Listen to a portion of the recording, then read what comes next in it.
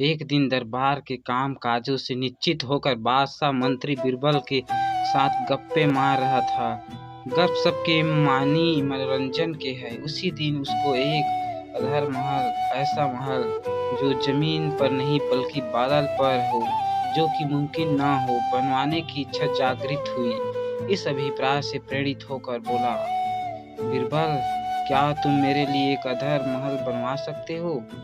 बनवा देना तुम्हारा काम है और रुपया खर्चा ना मेरा। बीरबल ने सोच विचार कर उत्तर दिया, नाथ, थोड़ा ठहर कर महल बनवाने का कार्य आरंभ करूंगा। इस कार्य के लिए कुछ मुख्य सामानों के संग्रह में समय की आवश्यकता है। बादशाह इस पर राजी हो गया। फिर बीरबल ने एक दूसरी बात छेड़कर बादशाह का मन दूसरे कामों में उलझा दिया। शाम काल अवकाश पाकर घर लौट गया। दूसरे दिन बहेलिया को रुपये देकर जंगल से तोता को पकड़ लाने की आज्ञा दी। हुक्म की देर थी, बहेलिया उसी दिन सैकड़ों तोते पकड़ लाए। बीरबल ने कुछ तोते को चुनकर खरीद लिया और उसके पढ़ाने का भार अपनी बुद्धिमती कन्या को सौंप खुद दरबार का आवश्यक कार्य करने लगा। लड़की ने बुद्धिमानी से पिता के आदेश अनुसार तोते को पढ़ाकर पक्का कर दिया। जब बीरबल ने उसकी परीक्षा ली तो उसके मर्जी का माफिक निकले। फिर क्या था, बीरबल तोते को लिए दरबार में हाजिर हुआ।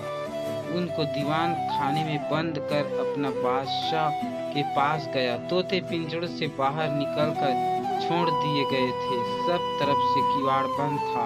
तोते भीतर ही भीतर अपनी शिक्षा के अनुसार अलग अलग राग आलाप रहे थे। बादशाह को सलाम कर बीरबल बोला, नाथ, आपकी मर्जी के मुताबिक अधर महल में काम लगवा दिया है। इस समय उसमें बहुत तेरे पेशतराज और मिस्त्री काम कर रहे हैं। आप चलकर मुआयना कर दे। बादशाह महल देखने की इच्छा से बीरबल के साथ हो लिया। जब बीरबल दीवान खाने के पास पहुंचा तो उसका किवाड़ खुलवा दिया।